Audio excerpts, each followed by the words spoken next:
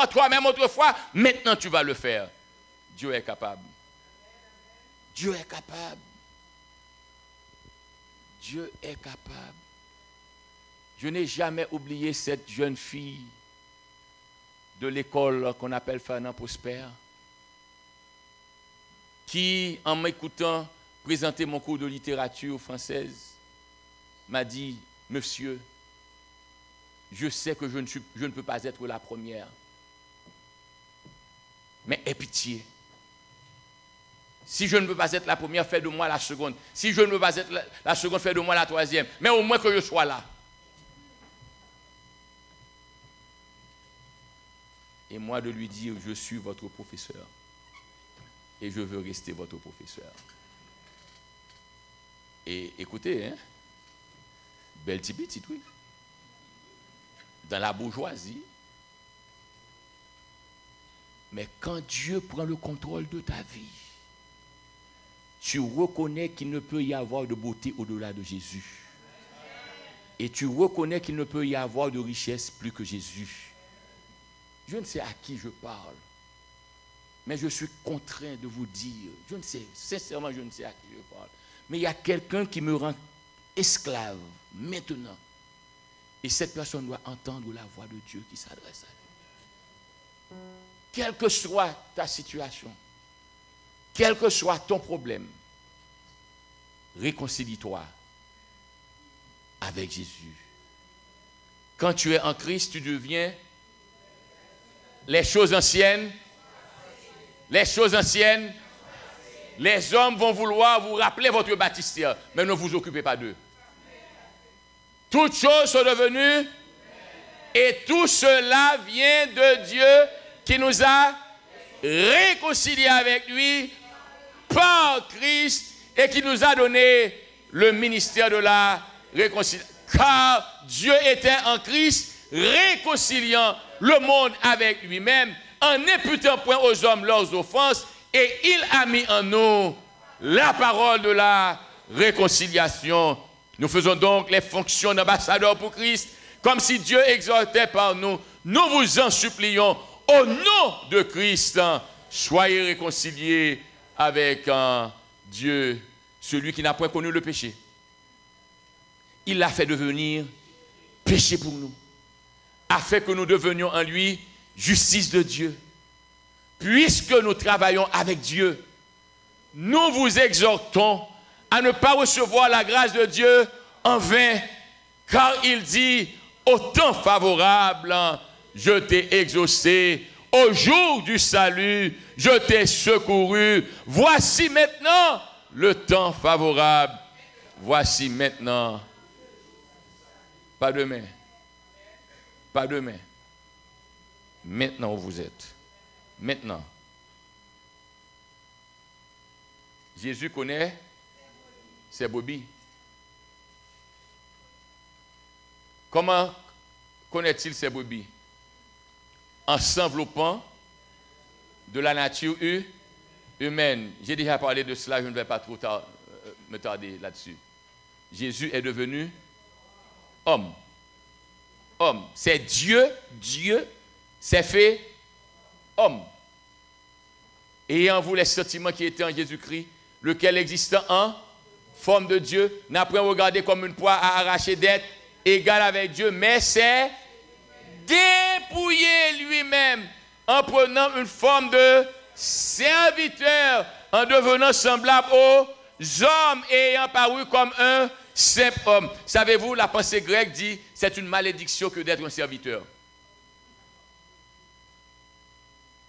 Mais pour nous, Jésus est devenu serviteur. Celui qui est chrétien, qui marche avec Christ, doit apprendre à se dépouiller. Vous n'avez pas besoin de vous faire paraître. C'est pourquoi la bonne chrétienne qui marche avec Christ, c'est par la grâce de Dieu, elle est sortie du ventre de sa mère, belle femme. On n'a besoin d'aucun décor pour être belle femme. Je vous assure, comme vous me voyez là, je connais, bon Dieu fait un bel garçon. Et je suis convaincu de ça. On m'a dit, pédant, je vous parle, je voulais me connaître, je suis un beau garçon. Je ne vais pas passer pour ne pas garder. Je le sais. Mais je ne vais pas m'habiller de manière à attirer les regards.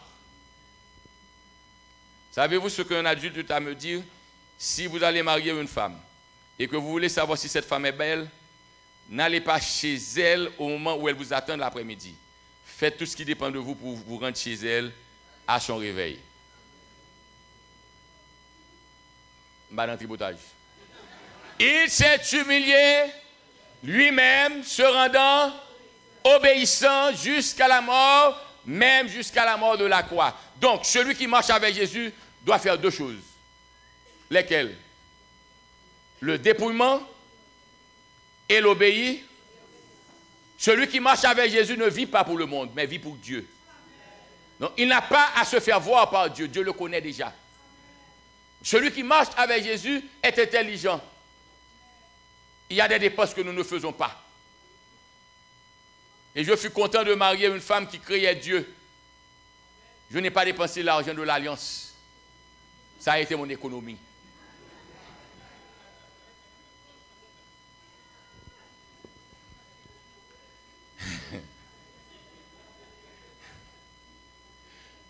Jésus connaît ses brebis. Outre qu'il s'est enveloppé de la nature humaine, mais qu'a-t-il fait encore? Au prix de sa vie. Ce n'est pas une mince histoire. Hein? Il est mort à notre place. Il a payé la dette. Car lorsque nous étions sans force, Christ autant marqué est mort pour tes impies. À peine mourrait-on pour un juste. Quelque peut-être mourrait-il pour un homme de bien. Mais Dieu prouve son amour envers nous. En ce que, lorsque nous étions encore des pécheurs, Christ est mort pour nous. À plus forte raison donc, maintenant que nous sommes justifiés, par quel moyen? Serons-nous sauvés par lui de la colère?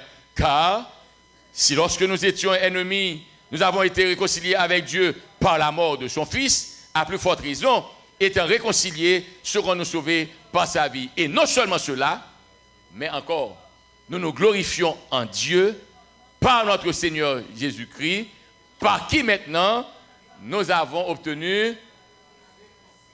J'aurais aimé que vous sachiez, vous êtes réconciliés avec Dieu. Êtes-vous content de savoir que vous êtes réconciliés avec Dieu? Êtes-vous heureux de savoir qu'il vous est possible d'être réconcilié avec Dieu? Alors comment suivre Jésus? Jésus dit, je connais mes brebis, elles entendent et elles me... Comment suivre Jésus?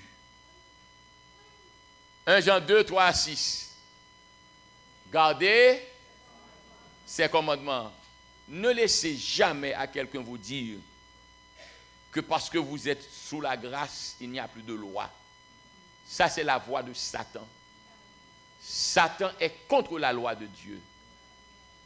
On ne peut avoir de réconciliation sans obéissance. Parce que Jésus s'est rendu obéissant, juste. Donc le chrétien doit être obéissant. On ne peut pas déshonorer la voix de Dieu. Si nous gardons ses commandements, par là nous savons que nous l'avons quoi? Celui qui dit je l'ai connu et qui ne garde pas ses commandements est un. Et la vérité n'est. Mais celui qui garde sa parole, l'amour de Dieu est véritablement parfait en lui. Par là nous savons que nous sommes en lui. Celui qui dit qu'il demeure en lui doit marcher aussi comme il a. Donc comment suivre Jésus? Suivre Jésus, c'est marcher comme Jésus a marché. Et comment Jésus a-t-il marché? Jésus a obéi à la volonté de son Père. Ma nourriture est de faire la volonté de celui qui m'a envoyé. On ne peut être chrétien, on ne peut être réconcilié avec Dieu, on ne peut espérer aller au ciel alors qu'on vit dans la transgression de la loi de Dieu.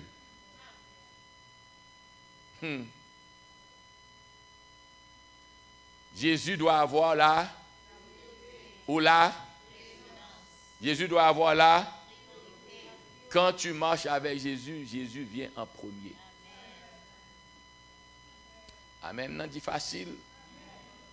Béni soit l'Éternel pour toi. Mais vive l'amen. Un travail vous dit que vous devez venir travailler le samedi. Vous avez des factures. Vous avez des amis avec qui vous avez grandi. Et maintenant, ils n'ont pas la même vision que vous.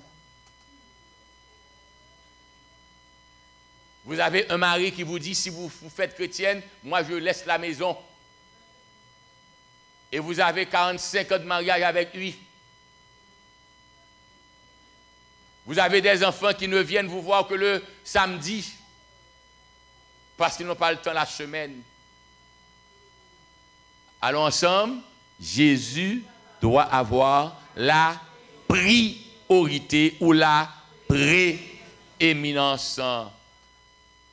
De grandes foules faisaient route avec Jésus. Il se retourna et leur dit, si quelqu'un vient à moi, et s'il ne hait pas son père, sa mère, sa femme, ses enfants, ses frères, ses sœurs, et même sa propre vie, il ne peut être mon disciple. Et quiconque ne porte pas sa croix et ne me suit pas, il y a deux fautes dans ce texte-là. En translatant Louis II, on a commis deux fautes. Premièrement, c'est même à sa propre vie, on ne peut pas avoir sa propre vie. S'il ne hait pas sa propre vie, on peut préférer sa vie à. Donc, si c'était préfère, et c'est là le français courant traduit haïr. Le verbe haïr en français courant se traduit par préfère. S'il ne me préfère pas à sa propre vie, là maintenant ça a du sens. Mais on ne peut pas haïr à sa propre vie. Ensuite, en l'autre erreur, peut-être c'est une affaire de typographie, c'est suis, S-U-I-T, troisième personne du singulier, ne peut être mon disciple. Vous ne pouvez pas qu'il y a une faute dans la Bible. C'est l'œuvre humaine. Donc, quelles conditions à remplir pour suivre Jésus? Allons donc, vous êtes déjà fatigué? Quelles conditions à remplir pour suivre Jésus? Oh, je suis d'accord avec toi. C'est de l'obéissance. Oui, et ensuite accorder la première place à Jésus. Si Marie a dit au pape fort chrétienne, ça va faire. Si madame Nandoum Pana a fait l'église là, ça va faire.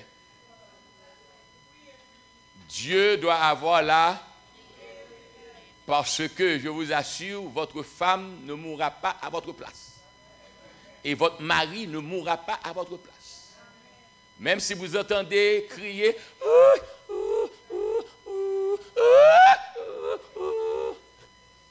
elles ont fini de vous déposer dans la terre. Un mois après, il y a quelqu'un d'autre qui appelle au téléphone. Vous avez besoin de Jésus. Pas vrai, Yannick?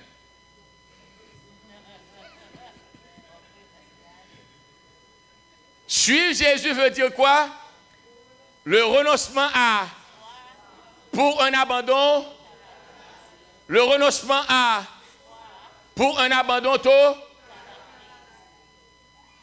Alors Jésus dit à ses disciples, si quelqu'un veut venir après moi, qu'il renonce à, qu'il se charge de, et qu'il renonce à lui-même. Ça, c'est le texte le plus fort pour moi. Savez-vous pourquoi on a peur de venir à Jésus? Parce que qu'est-ce que je vais manger? Qui donc on voit? Qui donc on voit? Soi, pas vrai? Qu'est-ce que je vais manger? Perdre mon mari? Pas vrai? Perdre mon travail? Mais Jésus vous dit, si vraiment vous voulez être au ciel avec lui, vous devez être fou à un point où vous n'existez plus pour vous-même. Donc Jésus doit avoir la priorité des priorités. Et je vous assure, Christ ne ment jamais. Pierre eut à dire, nous avons tout quitté et nous t'avons suivi. Jésus de répondre, il n'est personne qui laisse tout pour moi pour qu'il ne devienne pas riche au centuple. Dieu vous donne la garantie. Vous ne serez jamais à la queue. Vous devez être à la tête. Et même si on ne parle pas de vous maintenant, sachez que le ciel parle de vous. Oh, qu'est-ce qui est le plus important pour vous? Que des hommes traites qui aujourd'hui battent le bravo parce que vous êtes avec eux et qui plus tard vont vous laisser tomber, qu'ils parlent de vous, ou que Jésus dit, sur la terre, j'ai un ami sincère. Mon ami, je suis venu vous présenter Jésus. Priez pour moi pour que je sois avec vous dans le royaume des cieux. Et peut-être que je ne suis pas autorisé à parler pour pasteur Wilfrid Louis, qui est le pasteur de cette église. Mais moi, je veux vous le dire sincèrement. Je ne suis pas votre modèle. J'aurais souhaité l'être. Ne permettez jamais que la chute d'un pasteur vous éloigne de Jésus. Un pasteur n'est pas Jésus. Un premier ancien d'une église n'est pas Jésus. Le président diacre de l'église n'est pas Jésus. Nous sommes tous des pierres vivantes. Mais la pierre des pierres, c'est Jésus. Une pierre peut tomber, mais la pierre angulaire reste à sa place. Je vous en conjure, rassemblons-nous, rapprochons-nous, vivons les uns pour les autres. Nous ne pouvons pas être attachés à Jésus sans que nous ne soyons pas attachés à nos frères. Nous ne pouvons pas vivre pour Jésus sans que nous ne vivions pas en paix avec nos frères. La croix est à portée. On dira du mal de vous, mais vous devez rester là. On ne voudra pas vous voir, vous devez rester là. Vous avez la capacité pour diriger, mais on ne veut pas de vous parce qu'on pense que vous avez des idées contraires. Restez là. Vous n'avez pas été baptisé pour diriger l'église, mais vous avez été baptisé pour voir Jésus-Christ face à face. On doit se charger de ça, de sa croix. La croix de l'indifférence, la croix de l'incompréhension, la croix de la calomnie. On doit se charger de sa croix. Parce que personne rentre dans l'église là pour venir dire, moun sa ou parler mal sorti.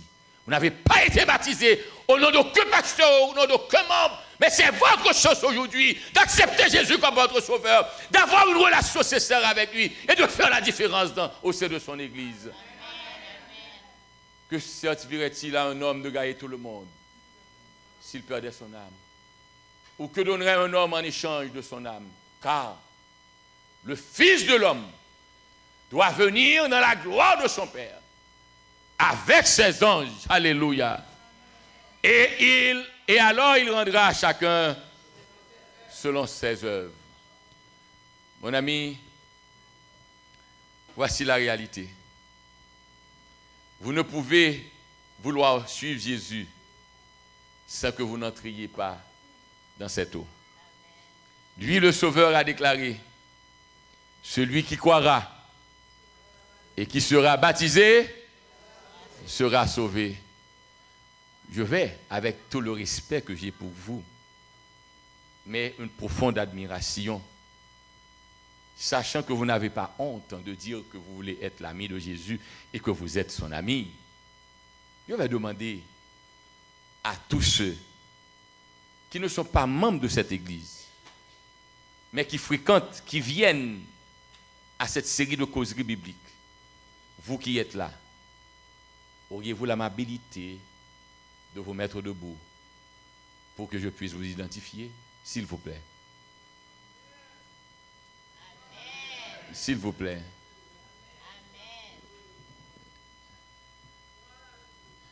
Je demanderai aux huissiers de passer et de donner une carte.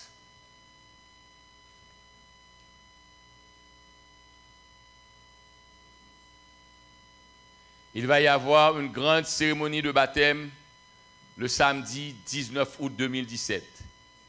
J'ai déjà un candidat pour le baptême de ce samedi 19. N'est-ce pas qu'on s'est rassis?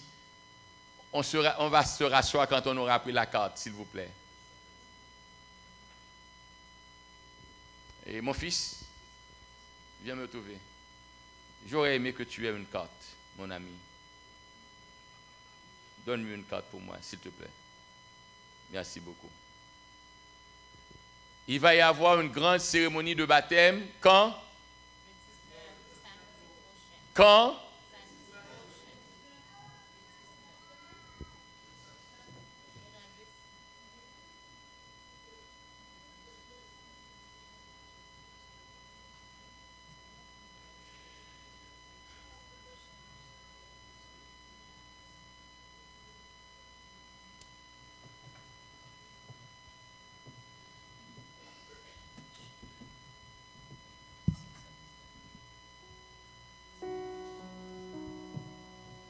Alors que vous avez le carré de carton en main, je vous invite à lire et à cocher la phrase qui vous intéresse et qui serait votre souci.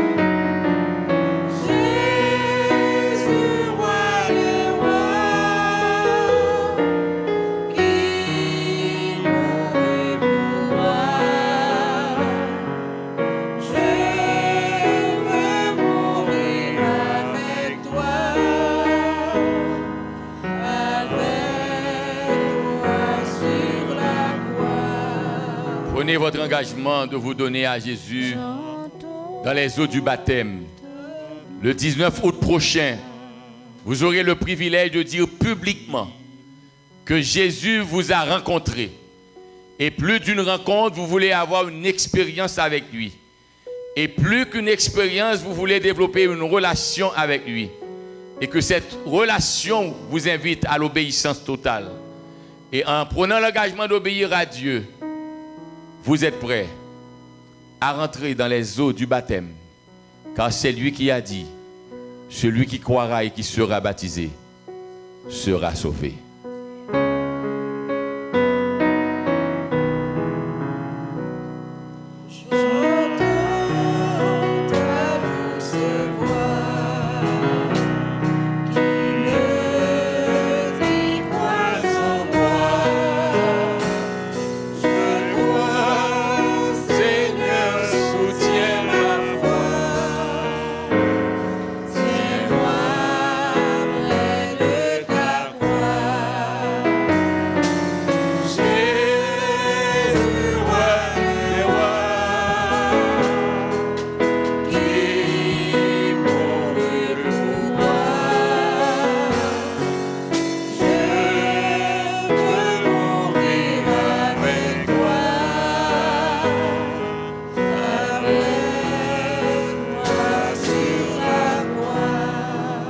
Ma soeur, c'est maintenant qu'il faut prendre la décision. Jésus te parle maintenant. Crois-moi. Crois-moi sincèrement. Tu n'as rien à perdre, mais tout à gagner avec Jésus.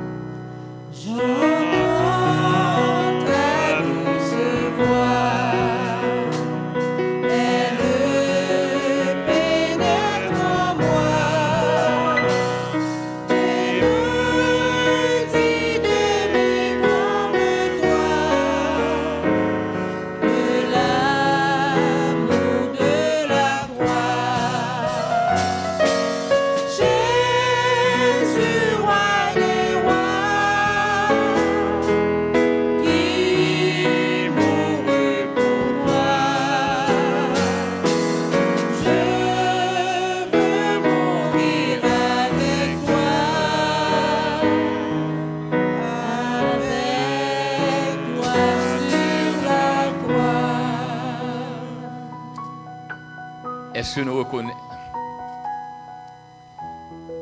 Avez-vous reconnu la valeur du sacrifice de Jésus? Avez-vous apprécié le fait qu'il ait donné sa vie à la croix pour vous? Voulez-vous vraiment mourir avec lui?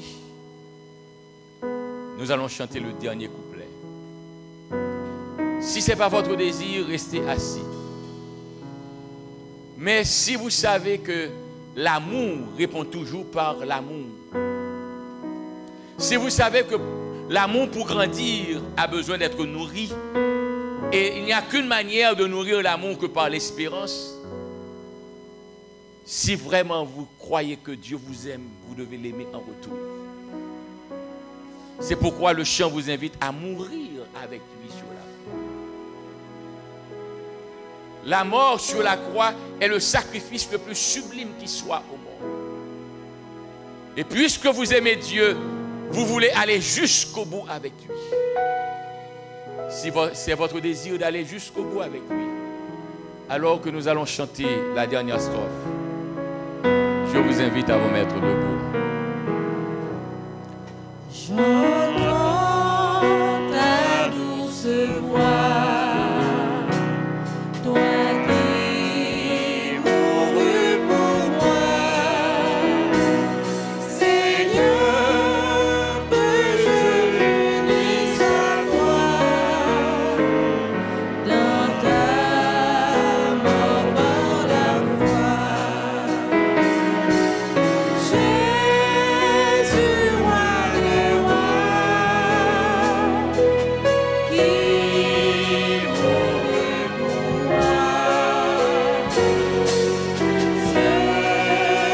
je veux mourir avec toi,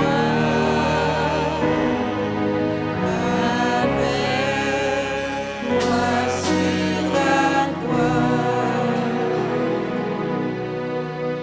Je vous dirai, mon ami, mon frère, ma soeur, que Jésus est mort littéralement.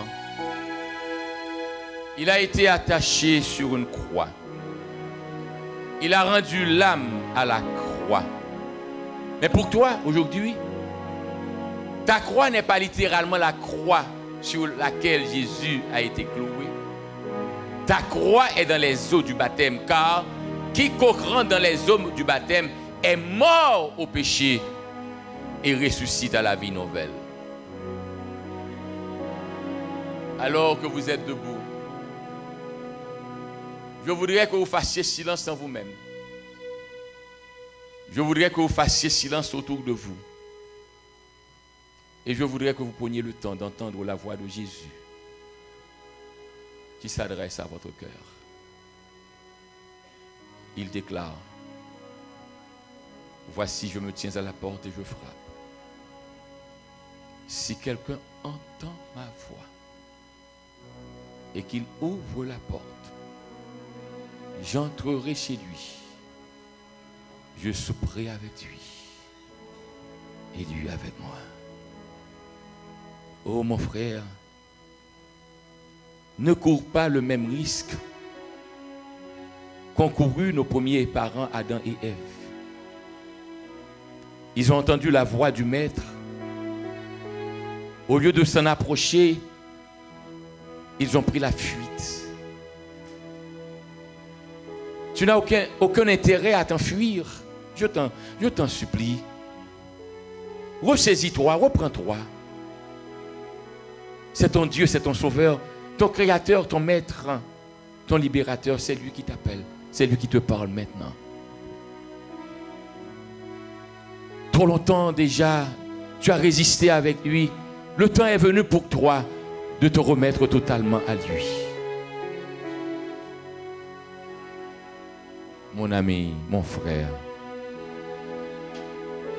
saisis donc la main de Dieu et prends l'engagement de dire publiquement qu'il n'y a pas comme Jésus. Éternel, notre Père, notre Dieu, merci pour cet amour si grand, si profond. Nous te supplions de continuer à parler au cœur de tes enfants. Veux éliminer tout interdit en moi.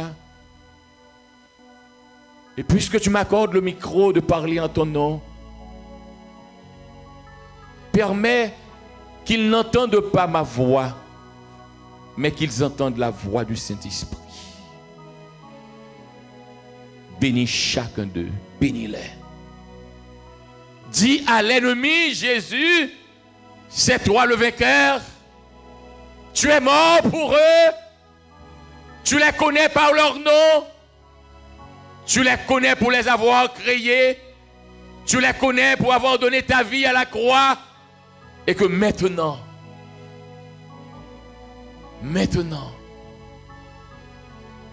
eux tous veulent te suivre. Parce qu'il y a une relation de brebis et de berger. Et plus que cette relation, il y a toi qui dois avoir la priorité. Merci pour ta présence au milieu de nous ce soir. Alors que j'aurais fini de parler, l'Esprit Saint n'aura pas terminé son œuvre de conviction. Merci de ce que le samedi 19 août prochain, des hommes et des femmes prendront position pour toi. Et ils diront, Hosanna, gloire soit à toi qui reviens bientôt. Entends, bénis, pardonne, exauce.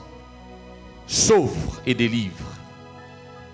En Jésus, pour ta gloire, nous te prions, toi qui veillerais au ciel des ciels.